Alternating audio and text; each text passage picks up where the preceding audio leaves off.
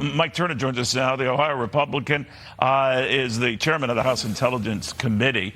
Chairman, it seems that every time we talk, there's some new revelation and some new detail that's come out that is, at the very least, embarrassing. I know you and your minority leader have in a joint statement to say enough is enough. But what are you learning about it? Well, I have been briefed by the Director of National Intelligence, and certainly, as you have reported, the search for both the source of this leak and the individual will go on. Obviously, we're looking for the source to be able to shut it down. And as you understand, in looking at these documents, they're static, meaning that there are pictures of a period of time, even though they do have their effects of both revealing perhaps things that are damaging overall to the current aspects of what Ukraine is doing. Because of flexibility, the ability to change what we're doing, it should overall be able to be overcome by Ukraine and by our allies as we're working to support Ukraine. Is there any suspicion, Chairman, that this could be part of a Russian disinformation campaign?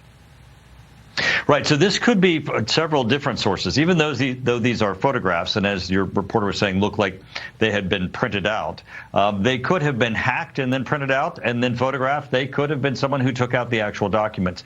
But one thing's for certain, because we now know that we have this vulnerability, these types of documents, and certainly the successor documents that would include changes to plans or new strategies, would be in much more close hold, so that we have a greater understanding that these are not going to be made public. There certainly is, as the CIA director was saying, some concern as to what else is out there, because usually someone doesn't just take just a handful of documents, and we'll have to learn as this goes on whether or not we have additional vulnerabilities that we have to address. You know, another disturbing element of these, if we're to accept them at face value, and as you said, Chairman, you have to go into this with an eye of caution here, but we already heard about the United Arab Emirates and Egypt possibly helping Russia out. And now word that Jordan and Nicaragua have communications, quite extensive communications with China.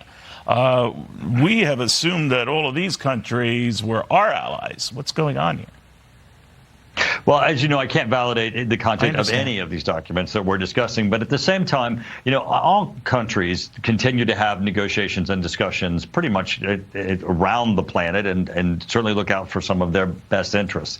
What we want to do, obviously, in the intelligence community is make certain that we have access to intelligence that can give us an opportunity to impact the outcome in those diplomatic situations. And that's certainly what we've done with respect to Ukraine and these other issues. By having additional information, we're able to, through diplomacy, impact what our allies and our friends are doing to make certain that everyone is working together and that we're working cooperatively. Still, Chairman, we know the Justice Department is opening a criminal investigation into the release of all of this material. And separately, that a lot of this would have been available to thousands of people in the U.S. and foreign governments who have the security and military clearance to look at this stuff.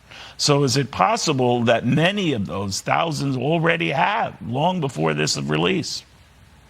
Yeah, absolutely. And Neil, you're making a very good point. And that is, the United States doesn't just collect intelligence for itself, because we are so integrated with our allies, our NATO allies. We gather intelligence also to share it, so that our allies have an ability to incorporate that into their policy making, their decision making. That sharing of intelligence always results in an opportunity to lose that intelligence or have it be leaked. But it also helps people formulate to-do lists. It's in our interest to share, but it certainly has risks. This platform in which a lot of this has appeared and then from which it's been released, Discord, what do we know about it? I mean, they say they're fully cooperating to try to get to the bottom of this, but what are your worries? Well, obviously the concern is the limited audience in which this type of format has, because that lends itself to greater questions as to who this is or who did this. But it's certainly good to hear that they're cooperating. Obviously, they have no choice. The Department of Justice has available all the tools to compel their participation, their cooperation.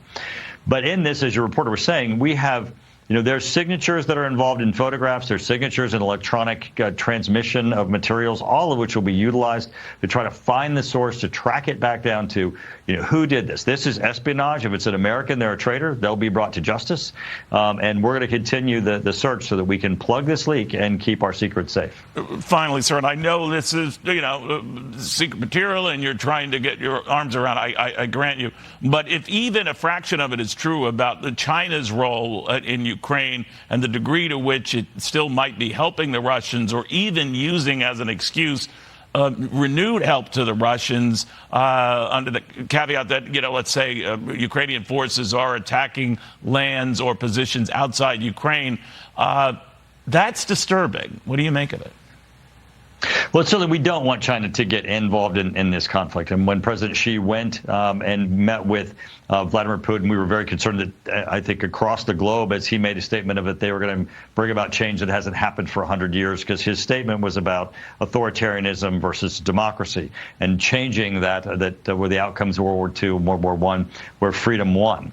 And that's, of course, why we're supporting Ukraine and why we're trying to make certain that everybody's working together. No, I understand that, Chairman. I understand that, Chairman. I'm sorry I wasn't clear. That's on my mistake. But it would seem that China is already laying the groundwork to accept some of these revelations at face value as we speak for involvement in Ukraine. Well, this cannot be a pretext or an excuse for them to be involved, because as everyone is very well aware of the extent of the NATO allies and the United States support for Ukraine, all of that information is very well knowable by China and certainly has been in the public domain. So these are not going to be trigger items that result in China at that point coming in and stepping in behind Russia. All right. Chairman, thank you for taking the time. Ohio Republican Mike Turner, he's chairman of the House Intelligence Committee, a weighty position, an important one at this particular juncture. Meanwhile, when we come back,